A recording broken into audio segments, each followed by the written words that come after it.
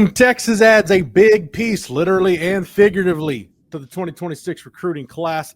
Welcome back to On Texas Football. I'm Jeff Howe, joined by CJ Vogel. CJ, Texas up to 23 verbal commitments now in the class of 2026. Kaden Sher, the big offensive lineman from Georgetown, flips his commitment from Stanford to Texas. This one wasn't quite as cut and dried, CJ, as it was with the Jet Walker recruitment, because Kaden Sher didn't grow up a Texas fan like Jet Walker did necessarily, but Kyle Flood, credit him for sticking on this. And Texas, they wanted to add another high school offensive lineman in this class. They got their man in Kaden Sher. Yeah, well, to your point, they didn't have to wait too long. But he was on campus this weekend for an official visit. Very quickly after Monday evening, he's now a part of the Texas class. And to your point, credit to Kyle Flood, credit to Steve Sarkisian for finding Scherer. Obviously not too far right in the backyard, but 6'6", 285 pounds. You see a lot of athleticism. You see a lot of potential as a future offensive lineman. It's really interesting because you got to see him in person. I did as well, Jeff. The athleticism is there, and you go back and you talk to him a little bit about his background. You know, what sports did he like playing growing up? You know, you see him got the ball in his hands right here, going for a touchdown. Thick six right there, yes, sir. He says, I played everything. He played basketball, he played baseball, played soccer. He threw the javelin. He ran track. He even said he ran track with Jet Walker. And look, I believe him because he displays that on tape. You get him out into space to the second level. He does a fantastic job. And just the kick stepping and ability to climb to the second level, really impressive for a kid that size. Yeah, I like him, CJ, long-term as a prospect who can be a swing guy. I mean, I could see him playing, he can play tackle at a pinch. His arm length, we'll see what exactly it is, but it's not like he's got arm length or shoulder width that would make him incapable of playing tackle. The foot quickness is definitely there, which means he should translate to guard. And then, hey, we know Kyle Flood likes to cross-train a lot of guys at center, so maybe he gets a look there. But CJ, again, this was a recruitment committed to Stanford, and Kyle Flood went to visit Kaden Sher, went to Georgetown while he was making the rounds in the spring. They kind of stayed in loose contact, I guess, for lack of a better term. And then after Georgetown's second game this season against Copper's Cove in mid-September, contact really picked up. CJ, when you went and watched him, what did you like? I liked exactly what we just said. He is very athletic, and at 6'6", 275, 285, you can throw another 50 pounds on him and not lose a lot of that athleticism. And I think that's something that Texas can certainly build with. You mentioned being a fringe guy or a tweener guy, right? You can play guard, play tackle. That's exactly what he pitched to me, and that was Texas's message. He's like, look, we don't know exactly where you're going to fit. Kyle Flood talked to him. He said, look, but we want you on campus. We want to see how your body develops. And it's hard to not get excited because Texas has done well, right? Trevor Gooseby was a guy like this where you didn't quite know, how quickly he would get to play the tackle position, but you liked what you saw. And that's a lot of length. That's a lot of size. That's a lot of foot quickness and hip mobility, which is something that I think will translate very well to the next level. So all in all, I really like this take. And if you're Texas, adding offensive linemen, especially ones with position versatility, Jeff, after the season that we're watching right now, never a bad thing. Yeah, and going back to the athleticism, CJ, you and I both talked to the Georgetown staff, and he was a kid. Look, I'm not saying he is going to end up a prospect like these two guys, but the background story sounds a lot like what happened with Connor Williams and Sam Cosme, where they were just kind of big, athletic kids that just kind of kept growing and growing and growing, and all of a sudden, before you know it, you've got a 6'5" body that, hey, we just kind of got to put him at offensive tackle because that's where his body is taking him. So, again, I think it reinforces good natural athlete. And you mentioned it. He and Jet Walker grew up together in Georgetown. Jet was actually telling me they played Little League baseball together. So any youth sport where those guys were on the same team, I feel sorry for kids in the Georgetown youth leagues that had to go up against them. But CJ, you talk about this offensive line class and the way it's come together. Again, just some really good pieces, whether you're talking about, Max Wright, just exceptional length on him. Nicholas Robertson out of Klein. It's just a really good, solid offensive line class, CJ, and a position group at Texas that by the time the dust settles on the portal window in January, we haven't seen a ton of attrition, but it's getting to be about that time where I think you're going to see some guys leave the program.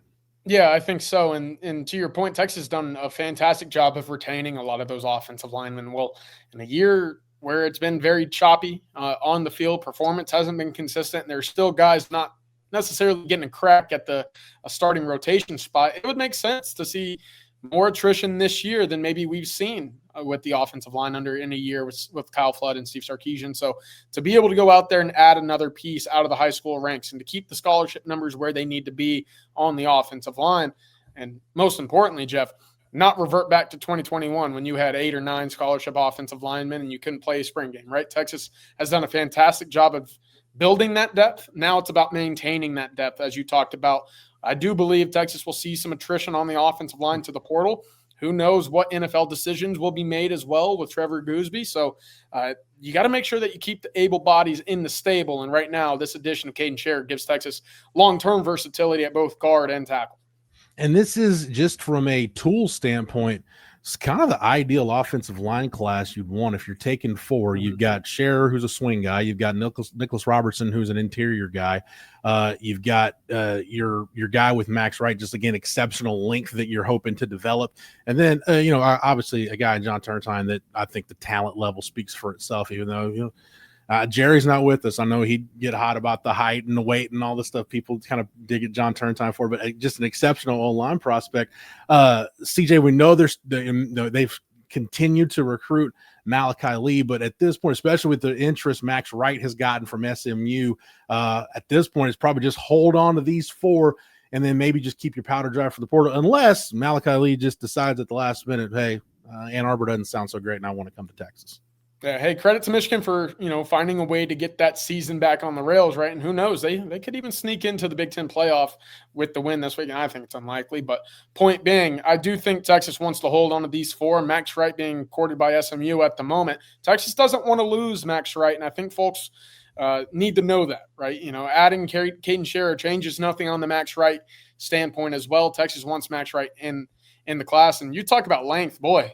And hand size, Max Wright is a guy that certainly encapsulates all of that. So, yeah, I like this class. You kind of stack that up with the 2025 class as well. And you've got some really interesting pieces with a Nick Brooks who could play both guard and tackle. The Coleman brothers, Jackson Christian.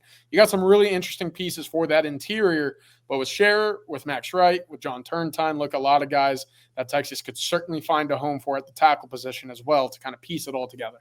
I think it goes without saying too, CJ, the high school class is going to be a really good class. I like this offensive line class, but it goes without saying DJ Campbell moving on, Cole Hudson moving on. Those guys are out of eligibility. Yes, just to reiterate, Texas will be looking at offensive linemen in the transfer portal.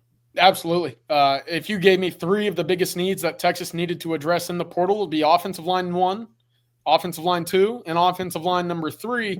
But that's just me. And again, I don't think that changes anything for 2026. You should absolutely look to maximize the Arch Manning window as much as you can. And that, to me, is going out and getting as many offensive linemen as you see fit to ensure that your offensive line goes from being a weakness on the team this year to an overall strength in 2026.